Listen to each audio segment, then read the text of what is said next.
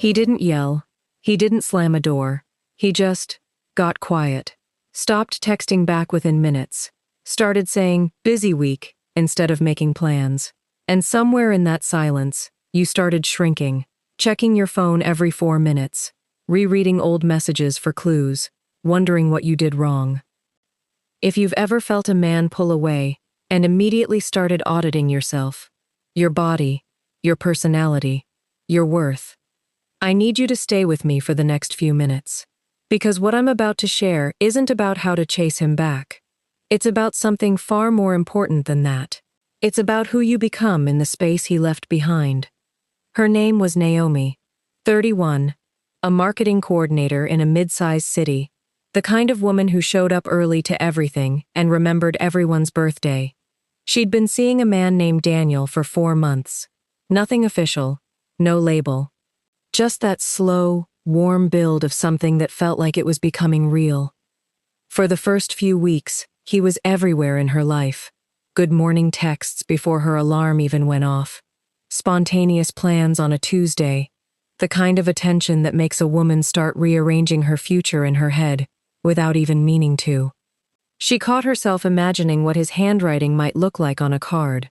She caught herself pausing in the grocery store, wondering if he'd like the pasta she was buying, as if he were already someone she cooked for. That's how quickly the heart moves when it feels safe. It doesn't wait for permission. It just starts building. Then, without warning, the rhythm changed. His texts got shorter. His replies got slower. A dinner they'd planned got pushed, then pushed again. Naomi told herself it was work stress. She told herself he was tired. She told herself a lot of things, actually, because the alternative, that he was simply losing interest, felt too heavy to hold. So she carried the heavier explanation instead, the one that put the responsibility back on her, because somehow that felt safer than accepting that someone's feelings could simply change without a clear reason. So she did what a lot of us do. She started reaching harder, double texting, sending the funny meme to fill the silence, laughing a little too easily at his half-effort jokes, hoping her warmth would remind him what he was missing. She started rereading her own messages before sending them, wondering if she sounded too eager, then wondering if she sounded too distant, then deleting the message altogether and starting over. She noticed she was doing this, and hated that she was doing this, and hated herself a little more for not being able to stop. One night, she sat on her bathroom floor. I want you to picture this, because I think some of you know this exact tile pattern by heart. Scrolling back through months of messages, searching for the moment things shifted, trying to find the sentence, the joke, the mistake, as if somewhere in that thread was proof that she had caused this, as if loving someone well should have been enough to make them stay close. The bathroom light buzzed faintly above her. Her knees were pulled up to her chest, the way she used to sit as a little girl when she didn't want to be found.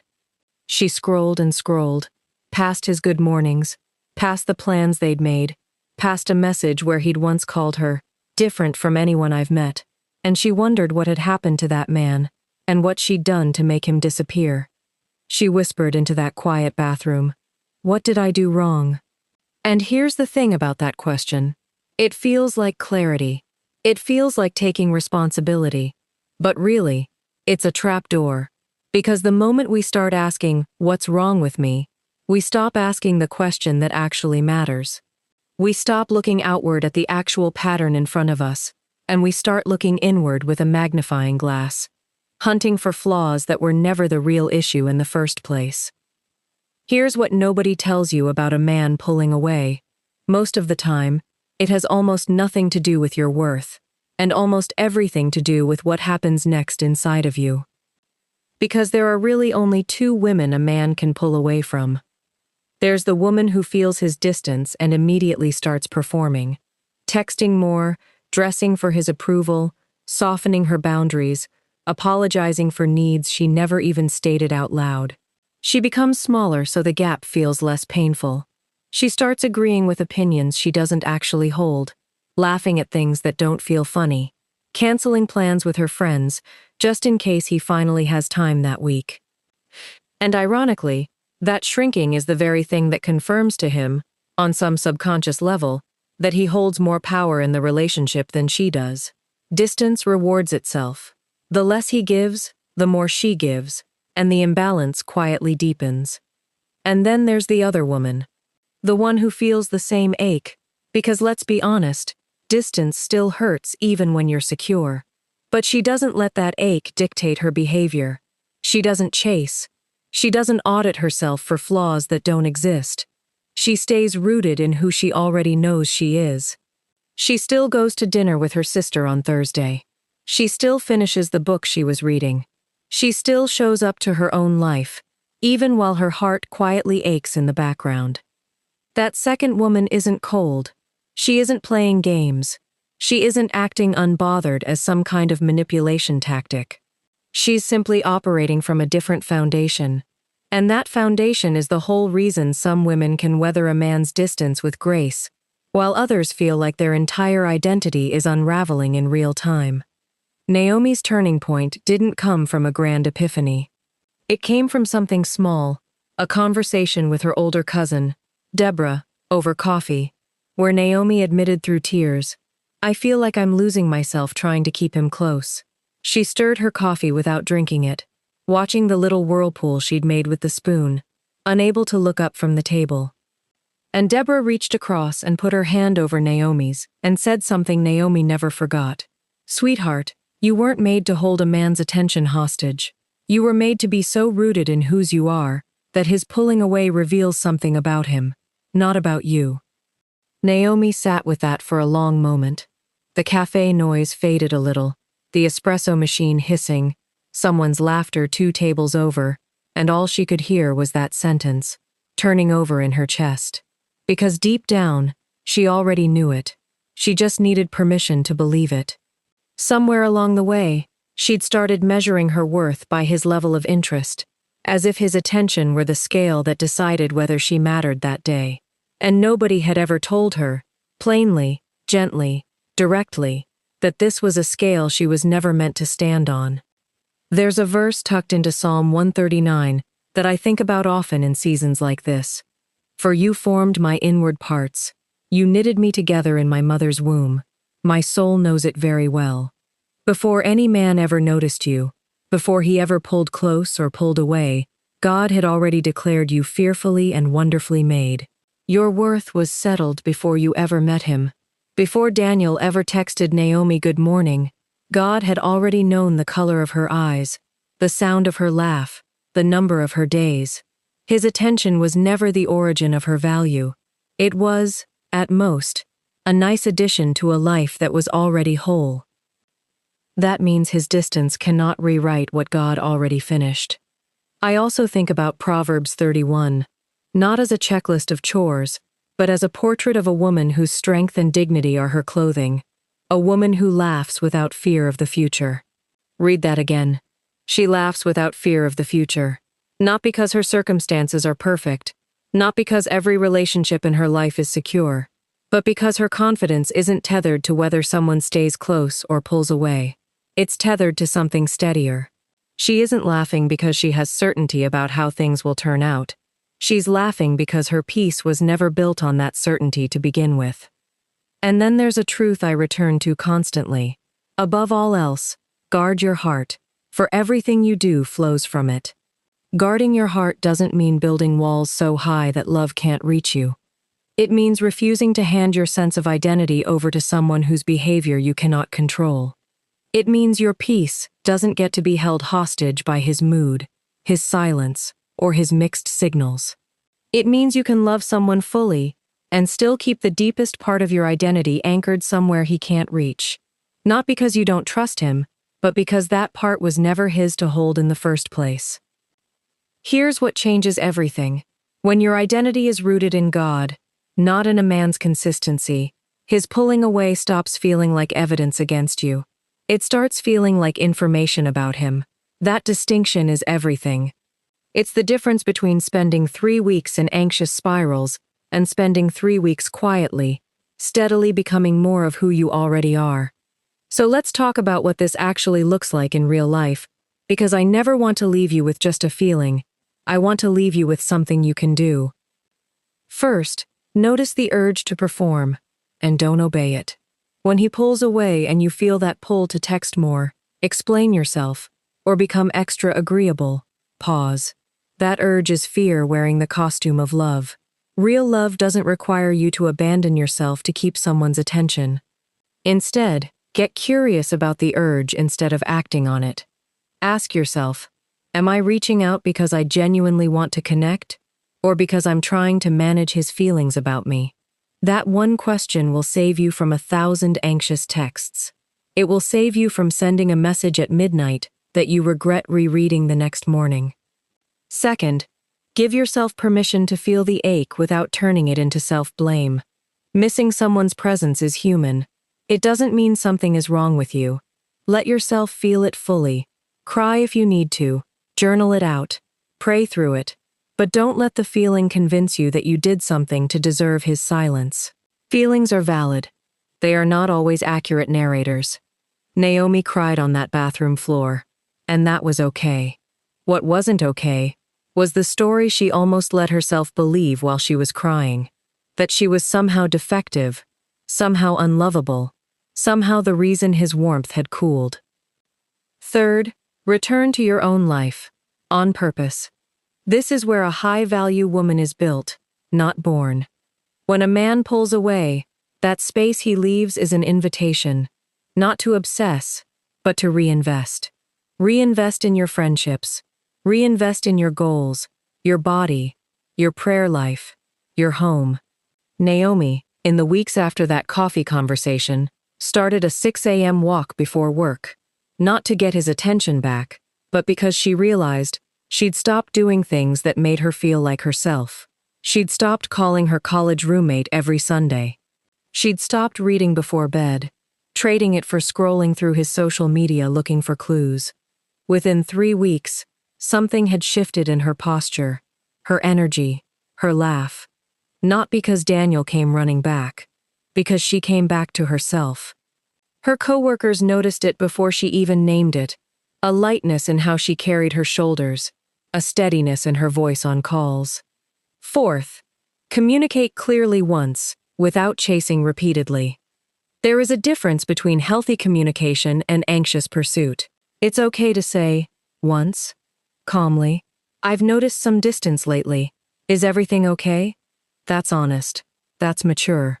What's not healthy is asking that question 5 different ways over 2 weeks hoping for a different answer. Say it once. Then let his response, or lack of one, actually inform you, instead of rephrasing the same question in hopes that a softer tone will produce a different truth. Fifth, let his actions give you real data, not just his words. A man who values you will close distance, not widen it. He'll explain himself, not disappear into vague excuses on repeat. If the pattern continues after you've calmly named it, that's not a mystery to solve. That's an answer being given to you. A high-value woman doesn't ignore answers just because they're painful. She doesn't keep asking the same question over and over, hoping the universe will eventually hand her a different response if she just phrases it kindly enough. Sixth, protect your standards even when you're lonely. Loneliness has a way of negotiating our boundaries down. It whispers, maybe you're asking for too much. But wanting consistency, honesty, and effort isn't too much. It's the baseline of respect. Don't let a quiet season convince you to accept less than what you know, deep down, you deserve. Loneliness is a persuasive negotiator. It will convince you, at 2 a.m, that half of someone's attention is better than none. But you were never meant to survive on half. Now here's something I want you to really sit with, because I think it's the piece most women miss. What if the pulling away isn't the crisis you think it is? What if it's actually a filter? Stay with me here, because Naomi didn't see it this way at first either. Weeks passed. Daniel eventually reached back out, casually, as if nothing had happened. A simple text. Hey, been thinking about you. Free this weekend? And here's the part that surprised even Naomi. She didn't feel that old rush of relief and validation flood through her chest. She felt calm, because in his absence, She'd rebuilt something in herself that his presence used to fill. She'd found her footing again, not because she stopped caring, but because she stopped outsourcing her sense of worth to whether he texted back. She responded warmly, honestly, without pretending the distance hadn't happened. She told him plainly that she valued consistency and needed to see it, not just hear promises about it. She said it without an edge in her voice, without a hidden test buried in her words, just a simple, peaceful truth about what she needed to feel safe in something. Not as an ultimatum meant to control him, but as an honest reflection of a boundary she'd finally learned to hold. What happened next isn't really the point of this story. Maybe he stepped up, maybe he showed up consistently after that, proving he'd simply been going through something and hadn't communicated it well. Or maybe he drifted again, slower this time, and eventually the two of them faded into something unspoken and unofficial, the way so many almost relationships do. Because the real transformation had already happened. In Naomi, not in him.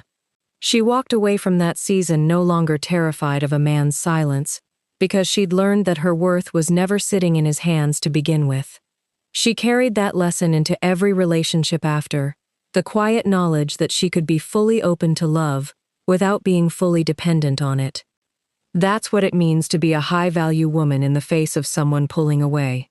Not cold, not detached, not performing indifference, just deeply, quietly rooted. Rooted the way a tree is rooted, still moving in the wind, still bending under pressure, but never uprooted by it. If you are in a season right now where someone has gone quiet, where the texts have slowed, where the plans keep getting pushed, where you keep replaying conversations trying to find your mistake, I want you to hear this clearly. You are not the problem to be solved. You are not too much. You are not asking for too much by wanting to be chosen consistently and clearly. Whatever he decides to do with his distance is information about him, but who you become in that distance, that is entirely, beautifully up to you. You get to choose steadiness over spiraling. You get to choose your own life over constant vigilance for his attention. You get to choose to believe, fully, that you are worth pursuing well, and that if someone can't do that, it doesn't diminish your value. It simply reveals it wasn't the right fit. God is not distracted by your relationship status. He is not waiting for a man to validate what he already declared finished over your life. You are seen. You are known. You are enough, exactly as you are, right now, in this very moment, whether anyone is texting you back or not. Let's pray together, right where you are. Father, thank you for this woman watching right now.